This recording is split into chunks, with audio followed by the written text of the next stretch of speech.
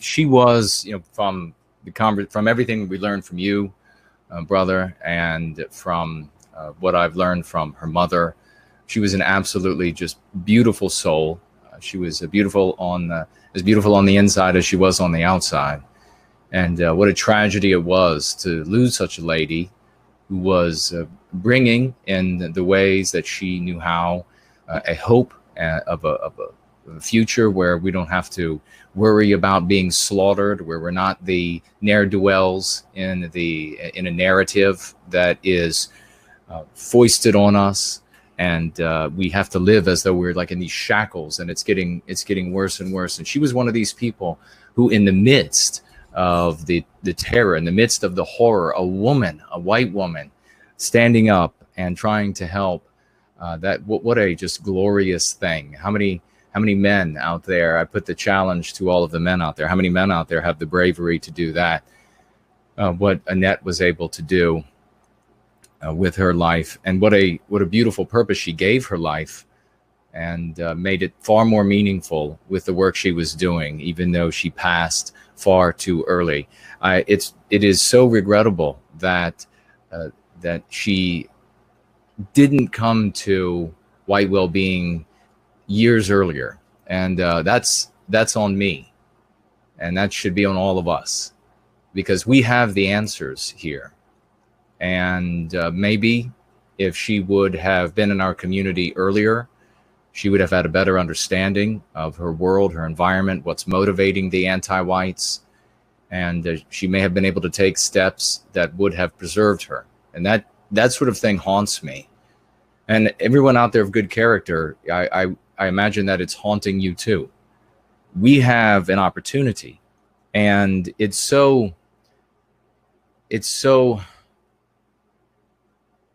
sad that far too many of our people across the West have heard about the things taking place to our people in South Africa and other places around the world. And they said, well, it's not happening where I am. It's tragic. Maybe most of our people, they don't even give a tweet about it. They don't even, they don't talk about it with their friends or family.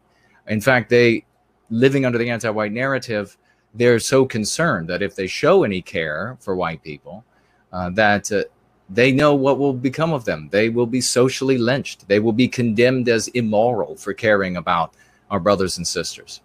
They didn't muster up the courage. Annette was living in a place where people are ritualistically murdered, and horrible things beyond conversation. And there are people across the West in wonderful environments, safe environments, all the electricity and clean water and safety that they could possibly ask for.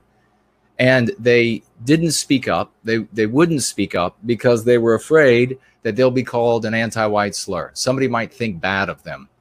And of course, we're here, myself, Traditional Mike, Jared George, we're here trying to tell everybody, look, first of all, the moral thing to do is to tell the world about what's happening here, is to tell the world that our people, our brothers and sisters are suffering in South Africa. That's the moral thing to do. But then there is the selfish thing that even the selfish can't act upon because they're too cowardly.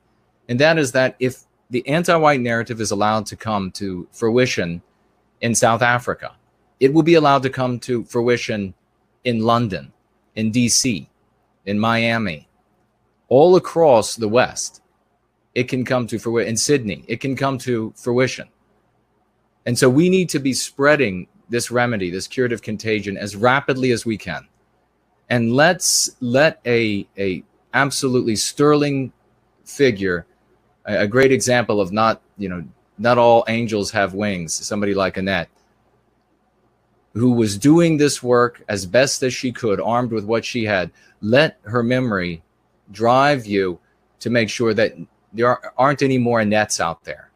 There aren't any more of our brothers or sisters or daughters and sons, fathers and mothers that end up being murdered because we didn't get to them quickly enough with going free, with service to white well-being. We didn't spread this quickly enough because we were too busy worrying about ourselves, too busy worrying about whether or not we might get called an anti-white slur. If you fear the smear, there's going to be a lot worse to fear in the near future. And as I said at the beginning of the show, we have the 5 minutes from my house the destroyers, the anti-white destroyers have shown up, and the police are out, marked and undercover everywhere, and military is about, moving around.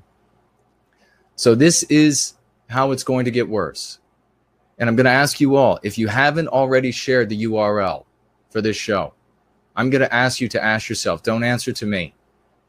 Ask yourself, why haven't you shared the URL where you have the ability to do so? Why haven't every one of you had your Twitter or your Gab or whatever it is where you can post URLs? Why haven't you lit that up with the URL for today's show?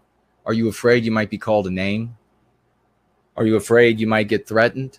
Annette lived her life with the knowledge that she might get slaughtered.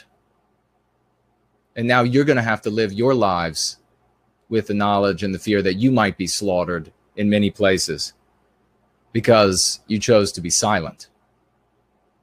So we should, whatever number we have right now, you should be able to tack about 7 zeros onto it.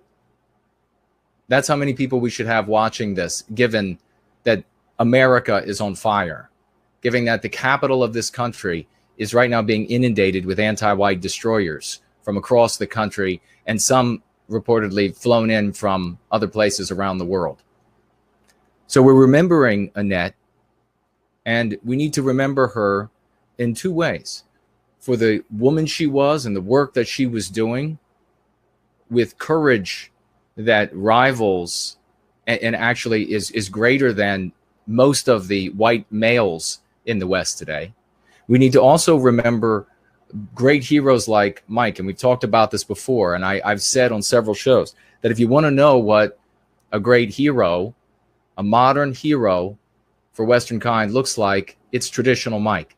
This guy just keeps plugging away day after day, bringing the world the news. There are others out there who are also bringing the world the news about what's taking place in South Africa. And Mike's doing this. He's giving voice to the slain.